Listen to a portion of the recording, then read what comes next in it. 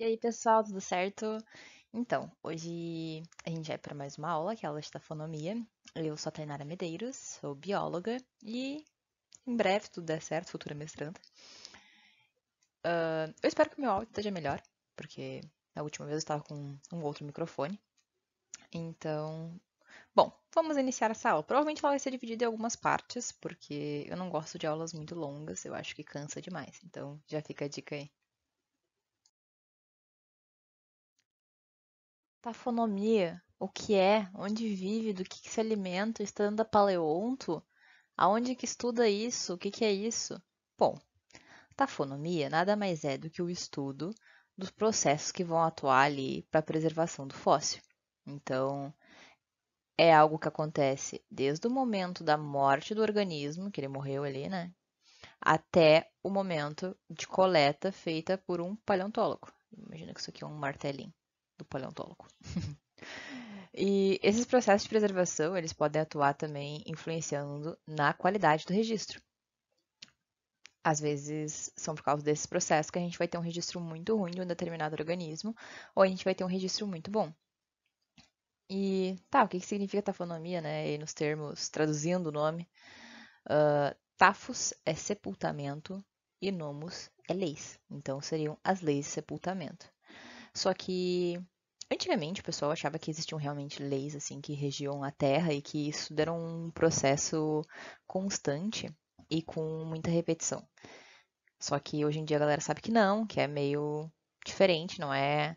Cada ambiente tem o seu tipo de, digamos, leis de sepultamento, então vai variar bastante de ambiente para ambiente. Hoje em dia a gente não tem mais esse pensamento que é tudo um único só, uma única lei, é uma única coisa que rege tudo. E agora, para a gente começar a falar em tafonomia, vou ter que introduzir alguns termos para vocês. O primeiro é biocenose. Aqui eu ilustrei com um peixinho vivo, mas nada mais é do que uma comunidade viva. Isso que significa biocenose. Aí a gente tem a tanatocenose, que, pela posição do peixe, acho que dá para imaginar, né, que é um conjunto de organismos mortos, uma assembleia de organismos mortos. A gente tem a tafocenose, que é soterrados, são organismos soterrados, é um conjunto de organismos soterrados. E tem a orictiocenose. A orictiocenose nada mais é do que uma assembleia fóssil, que é o que objeto de estudos paleontólogos, né? Só que assim, a gente já ouviu bastante que o registro fóssil ele é muito tendencioso, né? Então, contar aí algumas fofocas para vocês do que acontece. A gente vai pegar aqui um exemplo, né, de um ambiente marinho. E, bom, a gente sabe que o tipo de substrato que a gente encontra, que esse organismo ele vive e tudo mais, que depois vai ser fossilizado, ele vai indicar o tipo de ambiente. E no caso de um ambiente, vamos pensar aqui numa rocha e numa lama. Um organismo que vive lá numa laminha ou numa rocha, qual será que tem a maior probabilidade de chance de se fossilizar? O da laminha, porque a laminha representa um ambiente de águas calmas, águas de boas, sem muita onda. A rocha geralmente está lá na onda, mano. E aí imagina aquela concha que tá lá, vem a onda ali com muita força, bate a concha na rocha, deixa eu fazer uma rocha aqui. E aí bate a concha na rocha, elas vão se esmigalhando, se craquelando. Então, o substrato ele vai indicar o ambiente, como eu tinha dito, né? A lama a gente sabe que é um ambiente de águas calmas. E além disso, também, nesse exemplo hipotético aqui de ambiente marinho, o modo de vida ele também vai influenciar bastante, como por exemplo, organismos sedentários, eles já estão sempre ali, já fixadinho no solo, né? E aí vamos imaginar aqui uns coraizinhos multidoides. Péssimo exemplo falar de coral, porque eles têm corpo mole. Vamos falar então de algum organismo com concha que vive preso no substrato. Ele já está ali no substrato, ele já está preso ali. Então, quando ele morrer, já vai cair o sedimento nele e soterrar ele. Já no caso de um organismo com que ele é móvel, vamos pensar no próprio peixe. O peixe está lá, deriva, vem onda para cá, vem onda para lá. Então, se ele morre, ele vai ser levado para lugares diferentes ao qual ele estava, e isso vai expor ele também a muitos agentes que podem destruir esse esqueleto. Então, introduzido aqueles termos, agora a gente vai estudar quais são os filtros assim que vão atuar em cada parte desse registro. Da comunidade em vida biocenose para tanatocenose, os filtros que atuam aqui é a preservação seletiva, ou seja, esse tendenciamento que a gente explicou ali, né, anteriormente. Então, a preservação seletiva, e tem também a mistura temporal, porque a gente vai ter diversas gerações nessa comunidade de organismos mortos. E aí, dentro dessa comunidade de organismos mortos, a gente tem o transporte. Aquelas partículas que estão, vamos pensar ali no fundo do oceano, vão ficar sendo transportadas pela açãozinha das ondas. Não no fundo do oceano, tipo o oceano mais profundo, porque lá ele é calmo, mas pensa tipo no fundo do oceano, numa parte que tem um pouco de agitação. Enfim. E aí, depois da tanatocenose, a comunidade de organismos mortos para a comunidade de organismos soterrados, os filtros que vão atuar, basicamente bom, como eu disse, né, estão soterrados. Então, o outro filtro aqui é o soterramento. E aí, além do soterramento, a gente também tem a preservação seletiva. Porque, né, a gente tem aqui, nem todo mundo que está morto é quem vai fossilizar. E, além disso, o que está soterrado, em determinados momentos ou por determinados fatores, podem voltar para a comunidade de organismos recém-mortos pelo retrabalhamento. Mas, enfim. E aí, da comunidade de organismos soterrados para a comunidade fóssil, a gente tem um grande fator aqui que atua, né? Que a gente já falou, ou vai falar, não sei em que momento você está, que é a diagênese, que é a formação, né, do fóssil. E além disso, de novo, imagina, né? Senão vai ter a preservação seletiva atuando aí. E é da comunidade dos organismos aqui fossilizados. Tem um rolê muito doido, né? Que isso aqui, sei lá, imagina que teve um surgimento e aí essa camada acabou se misturando ali com a camada dos recém-mortos. Então a gente pode ter um retrabalhamento de novo para cá. E além disso, da comunidade fóssil que está lá bonitinha no campo, para chegar num museu, por exemplo, a gente também tem mais alguns filtros, que imagina qual filtro que é a coleta. A coleta também pode ser algo problemático, algo que vai gerar tendenciamento. Eu sei, foi injusto. Eu falei de mistura temporal e esse termo não tinha sido introduzido, mas é só para pegar um pouco a atenção e ficar, what the fuck, não conheço isso ainda. A gente vai falar agora sobre uns parâmetros aí do registro fóssil, tá? O primeiro deles é a tal de completude.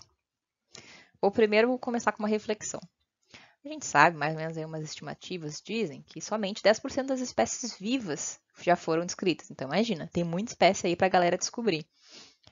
Principalmente, tipo assim, pensa como é difícil tu ter acesso a um ambiente no oceano, sabe? Tipo, nas águas mais profundas, do que em comparação com a Terra. É muito mais fácil escrever bicho na Terra do que bicho no oceano. E além disso, é muito mais fácil descrever bicho grande, tipo, que tu consegue visualizar a olho nu, ou que. Ou até tipo os menores. Mas, tipo. Como é que eu vou explicar? Deixa eu ver.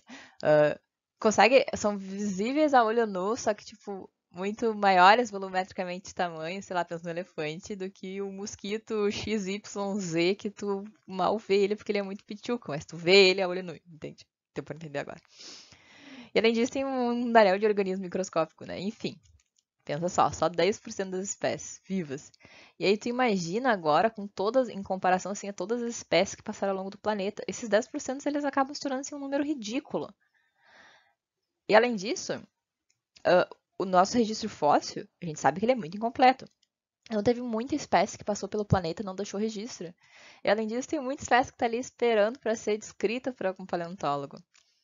Então, aí já começa a ter uma ideia do quão tendenciosos os dados são e também o quão difícil é fazer uma análise mais acurada assim, sobre essas coisas. Mas enfim, a completude, né? O que de fato ela é? Vamos traduzir esse nome. Nada mais é do que a representatividade de um táxon. Então, tipo, vamos pensar aqui. Moluscos, que são organismos com conchas, eles têm uma completude melhor do que organismos de corpo mole, que é o exemplinho daqui de baixo, né? Que eu já tô dando spoiler. Porque os organismos de corpo duro, eles têm estruturas muito mais resistentes do que as de corpo mole, que são muito mais fáceis de serem decompostos. Só que daí também tem, assim, não quer dizer que todo organismo com concha ele vai estar livre de todo mal e vai ter o registro excelente. Não. Conchas muito pequenininhas, elas são muito mais fáceis de serem afetadas por processos como dissolução. Além disso, o tamanho das populações também importa, porque imagina que tu tem uma população da espécie X que tem, sei lá, 1000 indivíduos. E a espécie Y que tem 10.000 indivíduos. Fossilização é um bagulho raro, né? Então a possibilidade da gente de fossilizar uns gato pingado é muito maior na população de 10.000 indivíduos do que na população de 1.000. Então também o tamanho das populações vai importar. Além disso, o tipo de esqueleto que a gente está tratando. Se é um esqueleto de aragonita, que é a instável, vocês lembram? Ela provavelmente vai se desintegrar antes de conseguir virar a calcita, que é o mais estável. Então, se tem um organismo de calcita ali, é muito mais de boa de fossilizar. Tá, e agora de fato abordando o termo que tinha sido abordado antes, né, o tal da mistura temporal. Ou foi um problema? Pergunta o ossinho. Talvez. Por que talvez? Por que o osso pode ter sido um problema? Não necessariamente o osso, né, mas organismos com esqueletos resistentes. Porque a mistura temporal, como o próprio nome diz, é uma mistura de diferentes idades. Então, organismos muito resistentes, como o próprio nome diz, eles são resistentes aos agentes que vão destruir eles. Então, pode ser que tenha a mistura de diversas gerações. Tá, o que é esses agentes aí, né, que atuam destruindo os esqueletos? Bioturbação, que é basicamente um outro organismo e destruir esse esqueletinho aqui. Tem o retrabalhamento, que a gente já tinha dito, né? Que é quando. Pode ser que teve um surgimento, alguma coisa ali, retrabalhou aquela camada. E também a baixa sedimentação, uma das coisas que vai influenciar, porque se tu tá num lugar que, vamos pensar no mar de novo, tá? Tem a concha ali. Aí tem uma baixa sedimentação, vai vir meia dúzia de grãozinho e já vai vir outra concha morta aqui.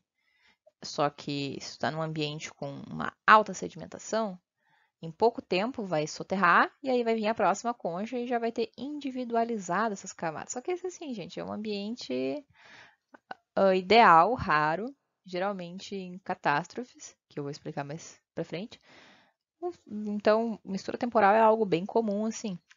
Pode ser de dias, de anos, de muito tempo.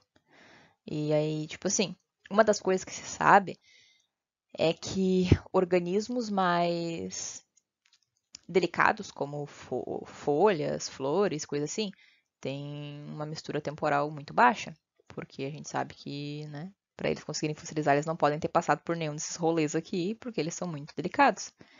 Então, a gente sabe que determinados registros têm uma mistura temporal maior do que o outro. Mas enfim, tem uns acontecimentos legais que podem ocorrer, que é a mudança de ambientes. Às vezes tu tá num ambiente, sei lá, tem uma camada ali que tá com concha, e aí logo em seguida tem. Deixa eu pensar. Esqueleto de passarinho. Exemplo horrível que eu dei, mas vamos pensar assim.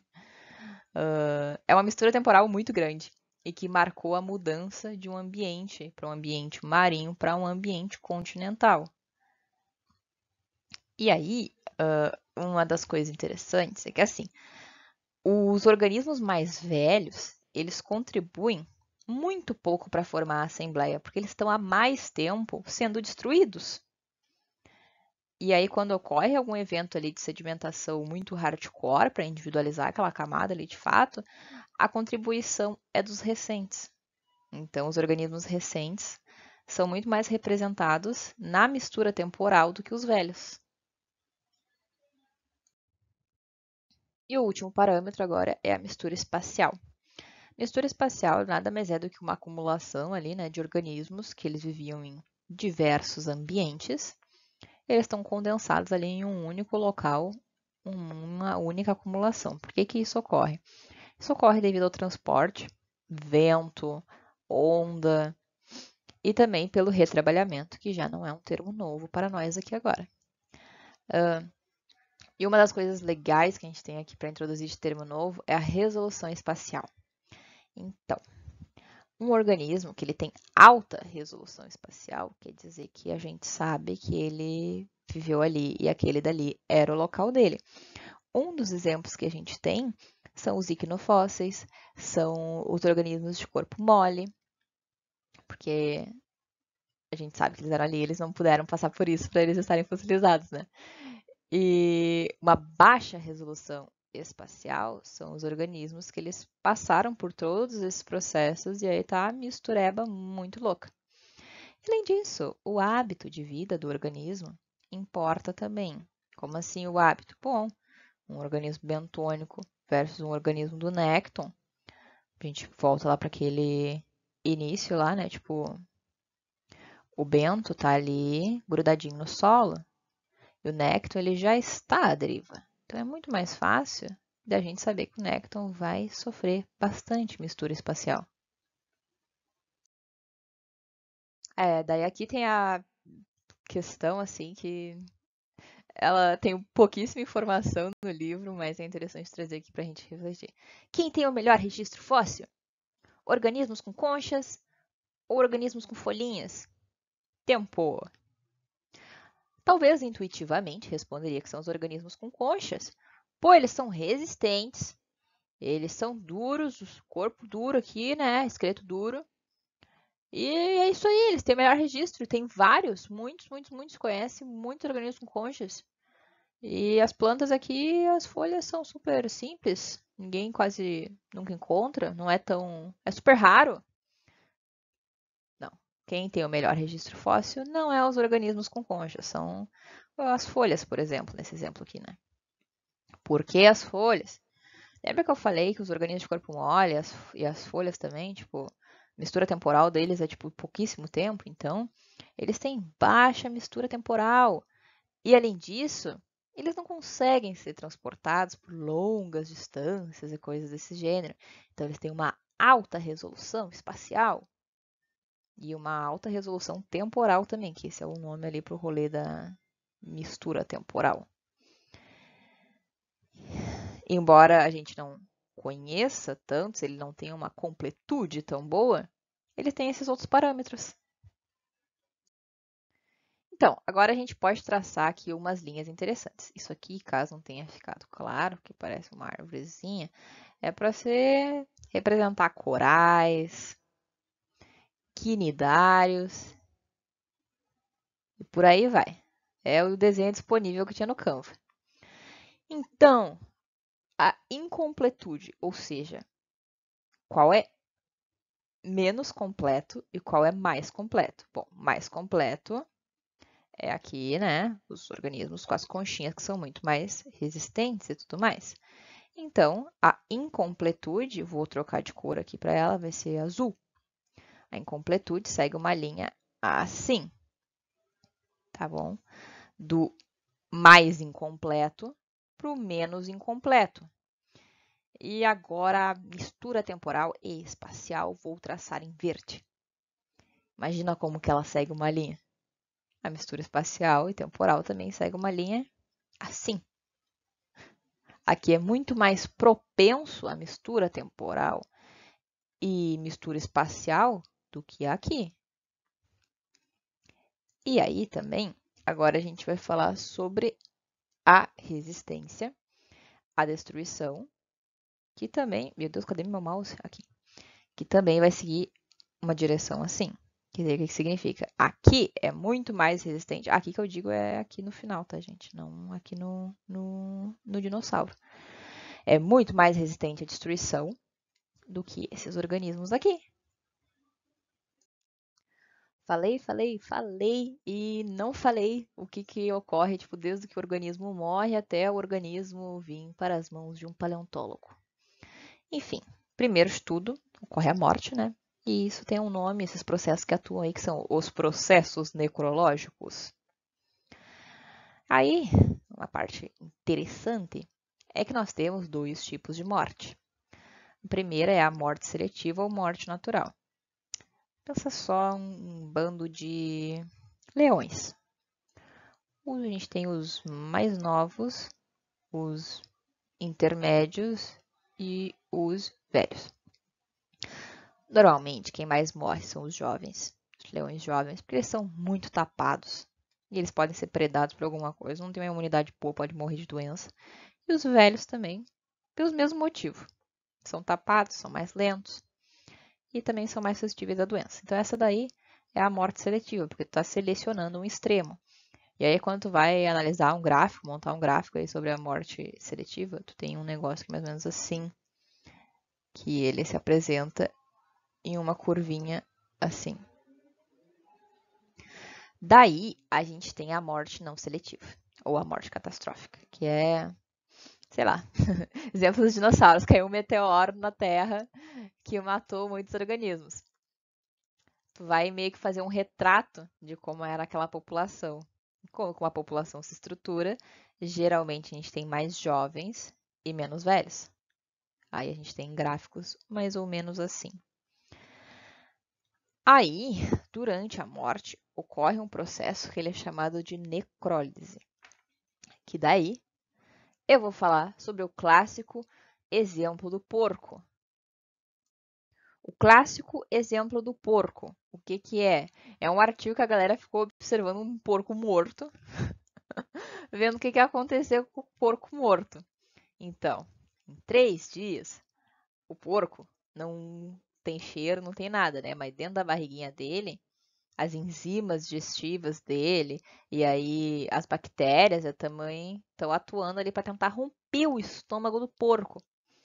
E aí, entre 4 a 10 dias, o porco incha, porque ainda não houve o rompimento total ali do corpo dele. Não extravasou todo esse gás que tem dentro dele que está sendo produzido, né? E aí, um negócio importante que a gente vai falar bastante sobre as carcaças d'água. Imagina, um outro exemplo hipotético, que esse porco está perto de um rio. Aí, se dentro desse prazo aqui, 4, 10 dias, o porco cai no rio, o porco vai flutuar, porque ele está inchado, com gás, é tipo jogar um balão no rio. Então, a gente tem o que a gente chama de carcaças d'água, que são carcaças flutuando. É por isso que um corpo morto boia, tá, gente? Porque tá cheio de gás. Enfim, entre 10 a 20 dias tem o rompimento da pele e dos tecidos, e aí esse gás extravasa. É esse gás que vai atrair muitos insetos, que daí vão começar a fazer o trabalho aqui de retirar toda a carninha que sobrou. Porque nesse meio tempo aqui pode ter vindo algum carniceiro, ter vindo comer o porco também. Aí esses insetos vêm, e um deles são os besouros dermestídeos. Eu acho que a gente fala mais um pouquinho deles. Se não falar, em uma próxima aula eu dou uma comentada mais.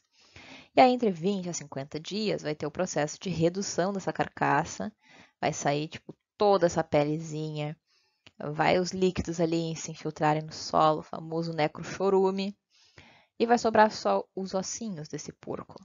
Aí esse é o processo que ocorre quando um organismo morre. E agora, os próximos processos que a gente vai falar são os processos bioestratinômicos. São aqueles processos que vão ocorrer nas tanatocenoses, tafonocenoses e também nas orictocenoses.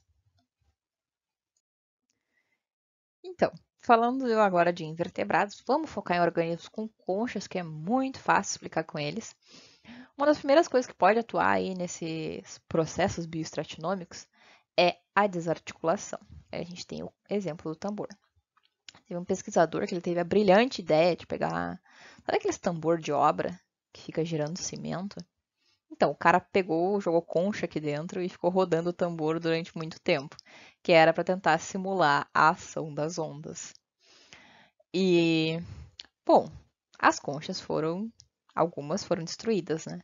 Então, foram desarticuladas, tipo, se tinha conchas ali que fossem os bivalves, eles foram completamente desarticulados, as válvulas. Desarticuladas as válvulas. E além disso, elas foram fragmentadas, foram quebradas e tudo mais. Só que além, tipo, dessa energia do meio, tem, por exemplo, organismos que podem vir e quebrar essas conchas. Tem organismos que eles vão ali, vamos imaginar que é uma concha. E aí tem organismos que vão ali e perfuram essa concha para tentar comer o que está ali dentro, né? A carninha do outro bicho. E aí, isso também já gera uma fraqueza ali, e aí, tipo, depois que esse organismo com concha que morre, ou durante esse processo, ou depois, isso aqui já é uma fraqueza que vai possivelmente fazer com que essa concha se parta no meio depois. E tem uma coisa muito legal que eu chamei de upcycling das conchas, que também tem organismos que usam as conchas desses organismos mortos como moradia e coisa assim. E aí isso também já deixa ali a estrutura um pouco abalada.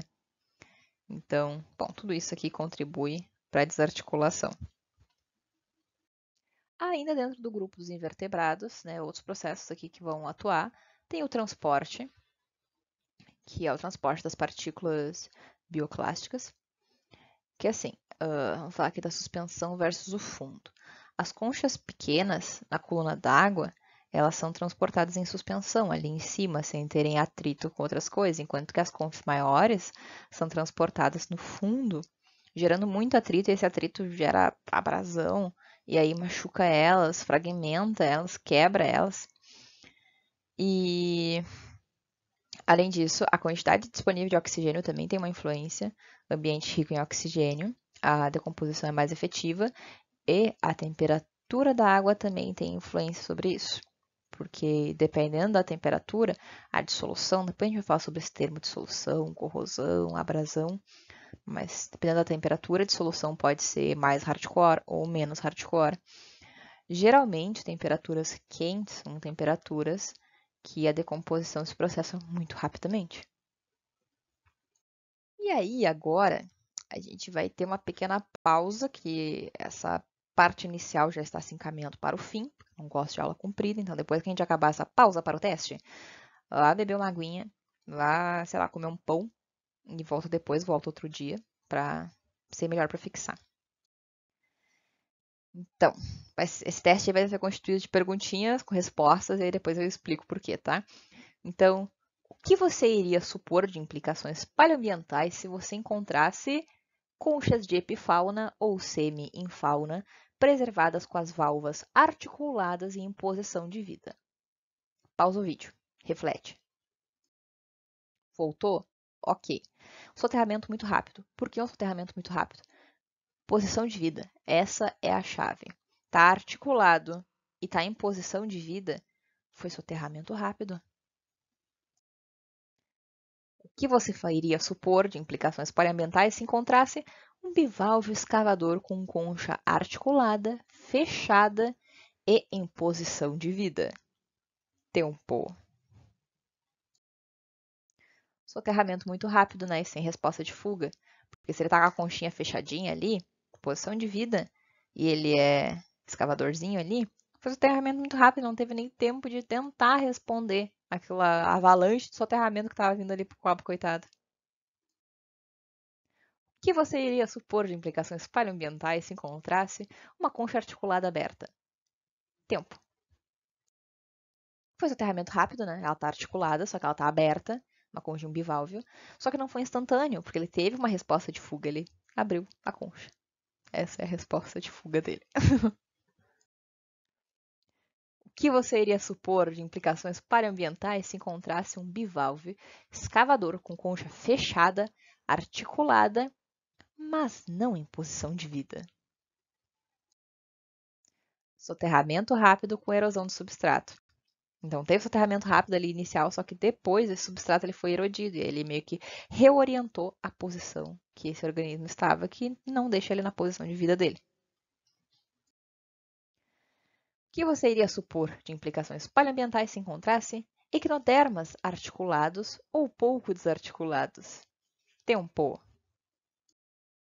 Pô, gente, isso daí tá fácil, né? São organismos de corpo mole, então se tu controla eles, primeiro que é um ambiente super calmo. Para isso acontecer, é um soterramento muito rápido que tem que ter acontecido e episódico, então foi um evento, porque é uma coisa rara de se ter.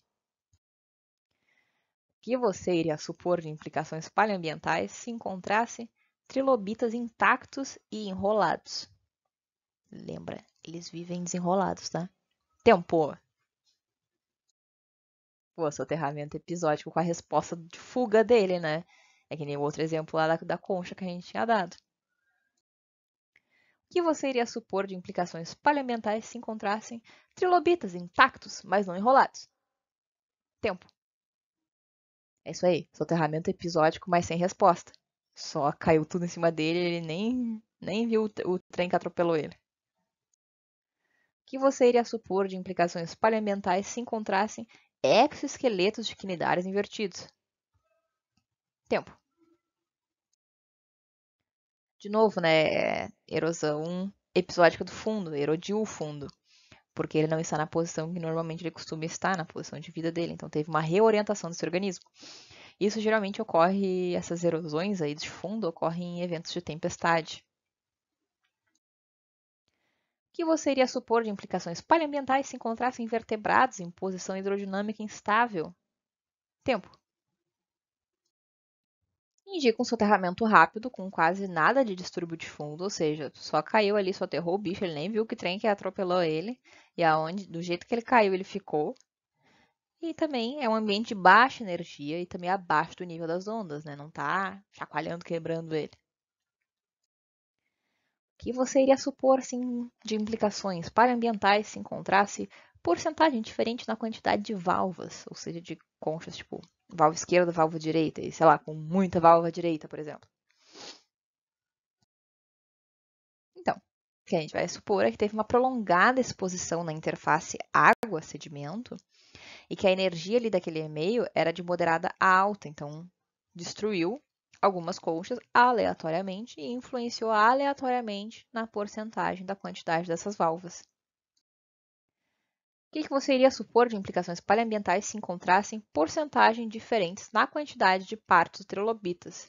Ou seja, encontrar só a cabeça trilobita ou só muitos rabinhos de trilobitas. De novo, né? Exposição ali, interface sedimento e também retrabalhamento em ambientes de alta energia. O que você iria supor de implicações paleoambientais se encontrasse bioclastos fragmentados?